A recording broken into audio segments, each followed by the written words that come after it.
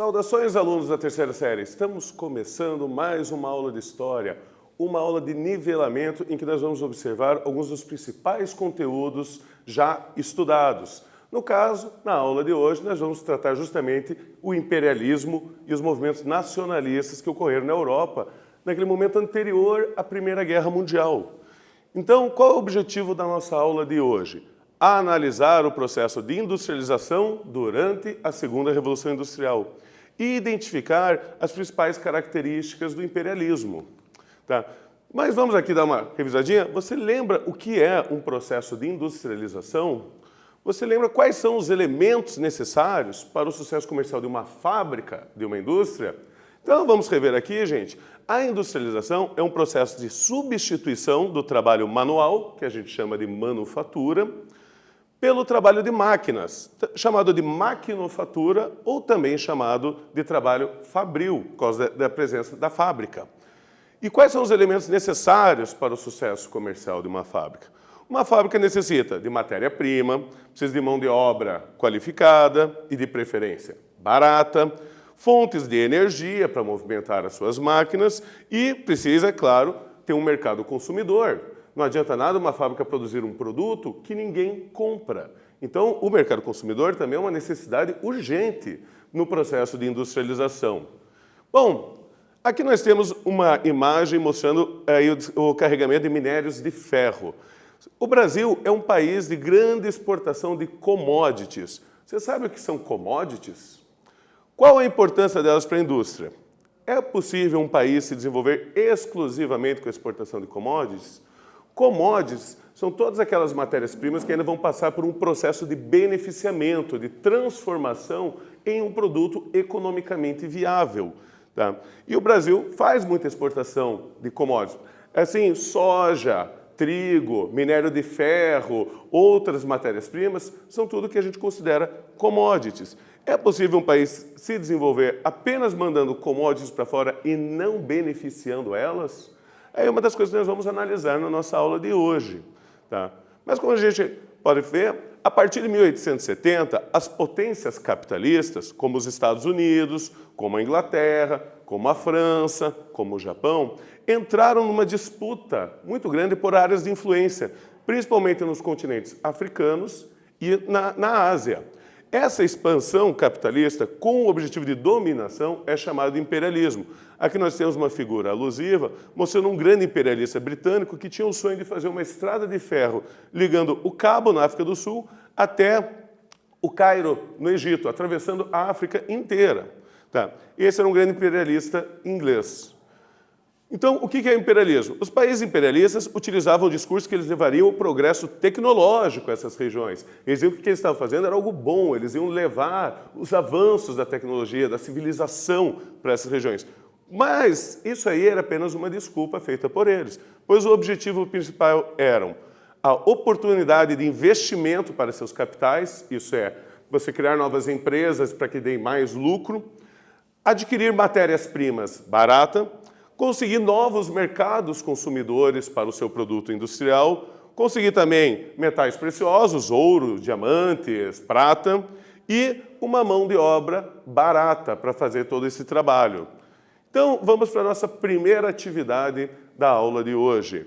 Após analisarmos o mapa abaixo, quais consequências do imperialismo na África e na Ásia pode se concluir? Então, nós temos um mapa aqui que mostra as principais potências industriais, tá? Espanha, França, Itália, Alemanha, Inglaterra, e nós temos aqui já dividido as áreas de influência de cada uma delas por cor. Vocês conseguem analisar esse quadro? Vocês vão ter um tempinho aí para pensar e eu já retorno.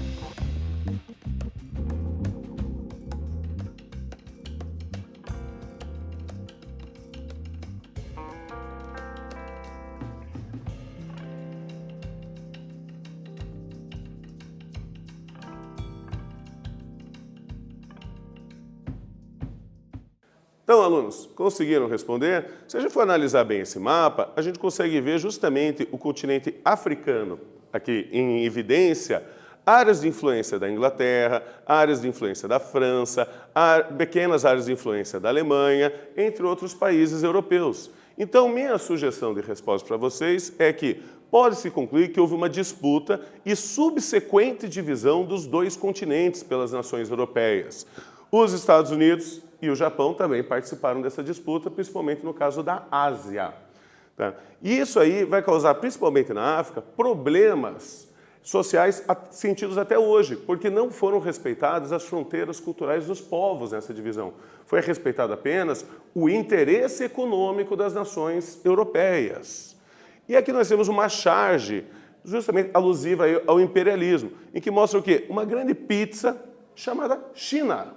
E aqui nós temos um representante da Inglaterra, da Alemanha, da Rússia, do Japão e da República Francesa. O que eles estão fazendo? Eles estão justamente cortando essa pizza, separando ela em pedaços, que foi o que aconteceu com a China. Apesar de existir um governo chinês e uma certa unidade chinesa, suas regiões ficaram divididas em áreas de influência de cada uma desses países industriais europeus e o Japão, no caso. Bom, e a industrialização? A segunda revolução industrial, ela se caracterizou também pelo papel assumido pela ciência e os laboratórios de pesquisa. Começou a ter uma busca frenética por novas invenções, novas máquinas, novos produtos que pudessem ser comercializados. Então, você vai ter todo um desenvolvimento tecnológico aplicado a essa indústria. Surgiu aí a produção de massa de bens padronizados. Isso é, aquela produção que você faz, o mesmo bem 580 vezes igualzinho. Assim é padronizado, você vai na loja, todo mundo pode comprar o mesmo bem igual. E você vai ter a chamada organização científica do trabalho. Isso é, novas regras de cálculo de produtividade e de eficiência da indústria para conseguir manter ela o mais produtivo possível, o mais tempo possível. E o processo de automatização da cadeia de transportes, com novas máquinas, como, por exemplo, um automóvel. Tá, que começa a ser usado aí depois do desenvolvimento do motor de combustão interno, usando justamente petróleo. Tá. Então, o desenvolvimento e a expansão da eletricidade também, com o desenvolvimento do dínamo, vai mudar radicalmente as indústrias, a economia e a vida cotidiana das pessoas. Você consegue imaginar viver numa cidade sem energia elétrica em nenhum lugar da cidade? Tá. Invenções como o telefone, precisa de energia elétrica para funcionar, o telégrafo, precisa de energia elétrica para funcionar, o avião, o cinema, a locomotiva, o motor de combustão interno, que nós já falamos, o dínamo e o processo de eletrólise do ferro, que permitiu você criar o aço, que é um metal muito resistente, mas mais maleável e nos permite construir arranha-céus, prédios muito grandes. Com ferro não dava para fazer isso. Então você vai ter uma mudança radical no padrão de vida, nos hábitos das pessoas, justamente com o desenvolvimento dessas tecnologias. Até hoje é um grande programa que as pessoas fazem, ir no cinema, ver um filme. Isso aqui começa nesse período. Tá? Então vamos para a nossa próxima atividade. Leia o trecho a seguir. Então, o trecho diz: a partir da última metade do século XIX, pode-se dizer que houve uma segunda revolução industrial. Enquanto a primeira baseou-se na energia a vapor do carvão e no ferro, a segunda baseou-se na eletricidade e no aço, ocorrendo importante desenvolvimento na química, nas comunicações e com o uso do petróleo.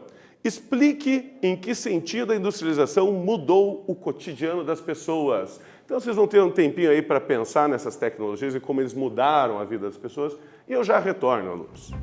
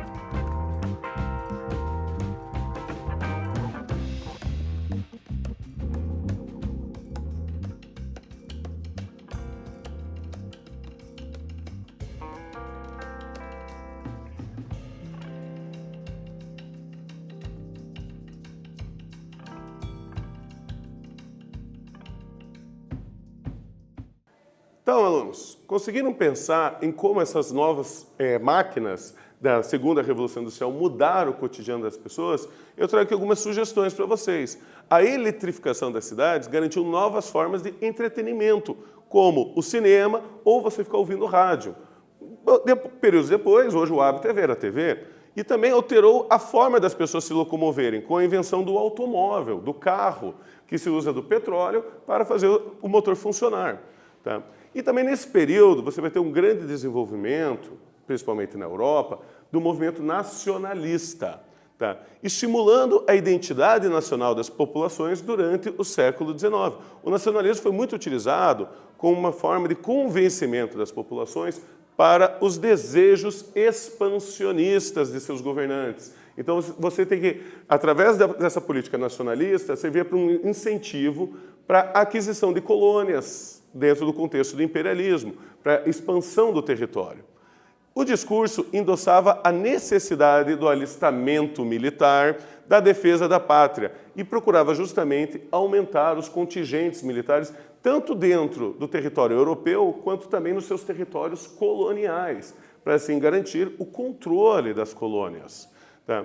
Ansiando maiores conquistas e sendo legitimados, inclusive pela ciência na época, os países europeus passaram a se considerar superiores aos demais países.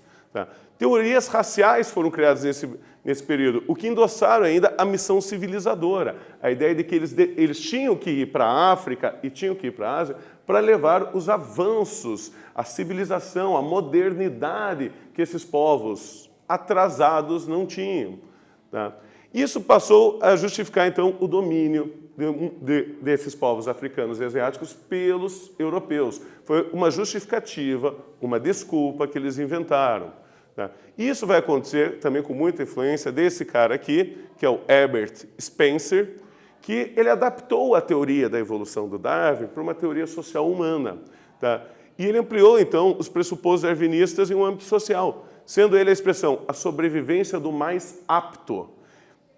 Foi-lhe atribuído o título de pai do darwinismo social, que vai justamente tentar justificar, por trás de uma pseudociência, porque alguns povos se desenvolveram mais e outros povos menos. Tá?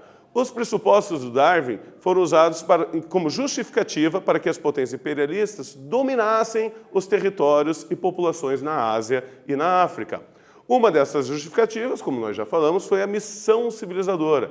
Isso é, que os europeus eles estavam imbuídos de levar a civilização, a indústria europeia, a cultura europeia, para os povos considerados inferiores por eles. Então, aqui, gente, nós temos aqui uma capa de um jornal francês, é o Petit Journal, de 1911, que mostra muito bem esse contexto do imperialismo e da missão civilizadora. Aqui nesse texto você tem a República Francesa chegando no Marrocos, que é um país africano. Tá? E na mensagem abaixo você lê: a França levará ao Marrocos a civilização, a riqueza e a paz. A partir das teorias raciais do século XIX, qual mensagem que a imagem está transmitindo? Então, vocês vão ter um tempinho aí para analisar essa imagem, analisar esse texto, e eu já retorno com a resposta para vocês.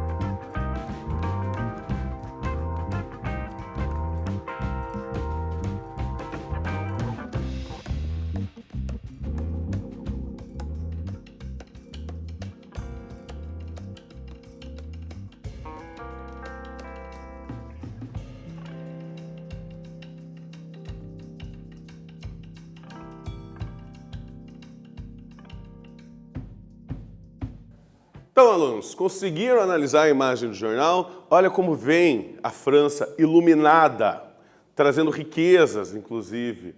Tá?